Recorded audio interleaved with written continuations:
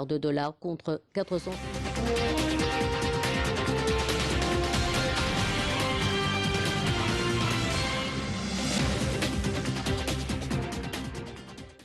C'était un rapport qui a présenté les réalisations de l'Égypte durant les quelques dernières années concernant le gaz ou bien les projets du gaz, du pétrole et tout ce qui est énergie renouvelable.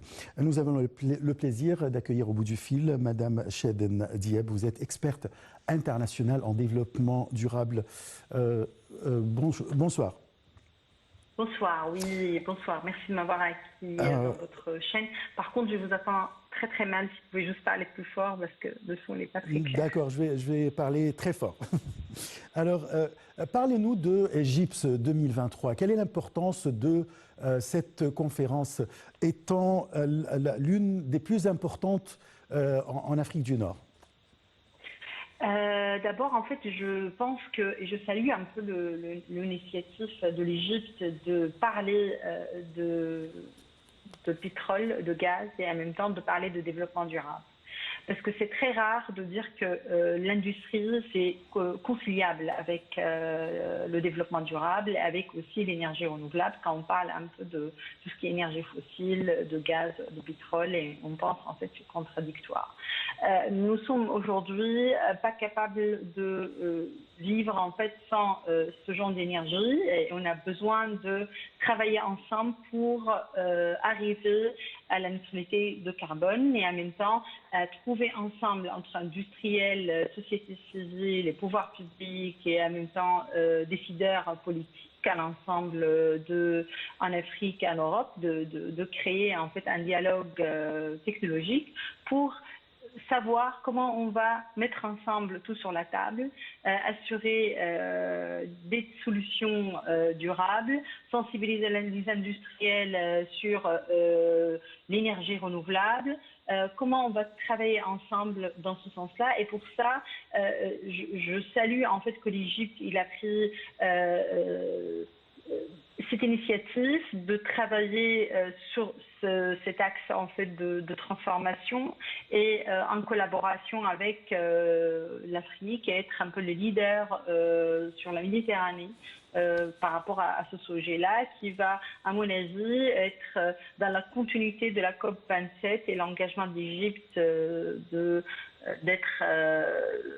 d'avoir en fait des solutions renouvelables et en même temps travailler en partenariat avec l'Afrique et avec l'Europe. Parfait. Là, comme vous avez mentionné la COP27, nous savons que l'Égypte a transformé la ville de Sharm el-Sheikh, ou bien la station balnéaire de Sharm el-Sheikh, en une ville verte. Alors, comment on a pu faire ça et quelles sont les étapes entreprises par l'Égypte pour la transformer en ville verte et en même temps, est-ce qu'on pourra copier cet exemple ou bien faire de ce modèle de Sharm el-Sheikh un atout dans toute l'Égypte, c'est-à-dire de faire la même expérience partout? L'exemple de Sharm el-Sheikh et en même temps c'est la ville qui a accueilli la COP27, c'est un exemple réussi parce que on peut pas, en même temps qu'on vient de travailler, qu'on peut pas travailler au niveau industriel tout seul. On a besoin aussi de travailler sur l'infrastructure urbaine, de travailler avec les décideurs politiques, les responsables des villes et essayer de changer les habitudes, d'avoir des voies de bus, en même temps de travailler sur le discours avec la population pour les sensibiliser sur les transports en commun, l'usage des vélos, en même temps de voir tous les aspects liés au recyclage, les sensibiliser sur l'utilisation des produits recyclables en papier et pas utiliser les plastiques, préserver l'environnement. Et si on travaille ensemble par rapport à la planification planification urbaine et l'engagement politique et l'engagement de la population et en même temps l'usage de l'énergie verte, on va y arriver, à mon avis, petit à petit, à transformer les villes, qui sont aussi une densité démographique importante, qui sont aussi une source des émissions de carbone, à des villes durables. Mais ça va prendre sûrement du temps, même on voit ça aussi en Europe, on voit ça dans tous les pays, même en Asie. Le travail sur l'infrastructure est hyper important pour réduire la densité démographique et dégorger un peu la ville et diminuer aussi les émissions de CO2. Et pour ça, le travail sur l'infrastructure, il est important. Et on voit un peu l'exemple d'un Sharm el-Sheikh et tout le travail qui va se faire en Égypte. À mon avis, je suis consciente de ce travail important qui va se faire au fur et à mesure et qui va aider aussi l'Afrique d'être un exemple par la suite qui va être reprise sur l'Égypte. Oui. Alors là, vous avez mentionné les projets quand même établis par l'Égypte concernant l'énergie verte et le développement durable. Comment nous avons beaucoup de projets. Je peux mentionner par exemple Benban pour la production de l'énergie solaire. Il y a les éoliennes, etc., etc. Comment transférer cette expérience dans le continent pour le continent africain et en même temps, comment aider aider les pays africains à se transformer en énergie ou en développement durable?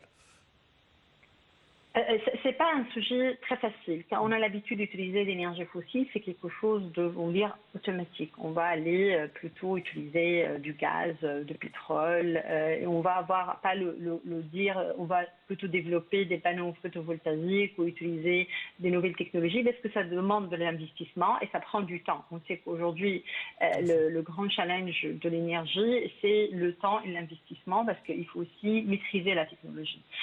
Et on voit en Égypte et aussi le discours qu'on voit, ce qui était repris il y a quelques jours aussi par rapport à la Commission européenne et l'échange avec les États-Unis par rapport aux investissements dans l'industrie verte, qu'ils mettent aussi la présence des projets en Égypte et au Maroc vraiment au cœur de débat en disant qu'on pourra travailler en partenariat technologique avec l'Afrique, spécialement l'expérience en Égypte par rapport à tout ce qui est éolien. Il ne faut pas oublier qu'aussi en Égypte, il y en a beaucoup d'investissements au niveau éolien, on voit ça, et au niveau solaire et la technologie d'hydrogène vert. Et c'est ça qui va permettre par la suite, si ça marche bien, parce qu'on a besoin aussi de tout ce qui est réglementation, politique énergétique et engagement aussi au part de l'industriel, même si aujourd'hui on a l'infrastructure aussi, il faut que ça suit au niveau industriel par la suite. L'Europe a besoin et en même temps l'Afrique a besoin de l'expérience égyptienne et de la partenariat technologique égyptienne pour qu'ils puissent essayer de pousser l'Afrique vers la transition énergétique. Et pour ça, je pense qu'on regarde ça avec beaucoup d'intérêt, ce qui se passe, comment on va réussir cette expérience de transition énergétique vers le vert, un mix énergétique. Ce qui est intéressant dans le cas de l'Égypte, qu'on va mixer plusieurs énergies et on ne va pas juste travailler sur seule énergie. Et ça, je pense que c'est une politique, c'est une vraie politique qui est judicieuse et qui permettra par la suite de garantir la transition énergétique avec les minimums des risques, parce qu'on a toujours des risques et ça permet de diminuer les risques et que l'Égypte soit leader par rapport à ce qui se passe en Afrique. Oui. Là, ma dernière question, il s'agit qu'en l'espace de 8 ans à peu près, l'Égypte est parvenue à passer du statut d'importateur du gaz naturel à celui d'exportateur et même de hub énergétique régional, si je me permets d'utiliser cette expression. Comment évaluez-vous ce qui a été réalisé par l'Égypte dans ce domaine ? Moi, je trouve en fait que vous dites le hub énergétique, c'est un projet très important par rapport à l'Égypte et par rapport aussi à l'Afrique. Parce que tous les investissements que l'Égypte y fait, parce que quand on parle un peu d'énergie, il faut aussi dire qu'on va réduire tout ce qui est pollution, on va sensibiliser les industriels. Et ce qui fait l'Égypte, en fait, par rapport au congrès actuel, c'est aussi ça. C'est ces démarches quand même stratégiques, de dire on va se réunir même qu'on appelle entre guillemets les grands pollueurs, l'industrie un peu polluante, et on va essayer de les sensibiliser sur l'énergie verte et voir un peu comment ils peuvent jouer un rôle dans la transition énergétique. Et c'est ce qu'on a besoin aujourd'hui même dans les autres pays. Et pour ça, il y a ce travail-là que je trouve énorme.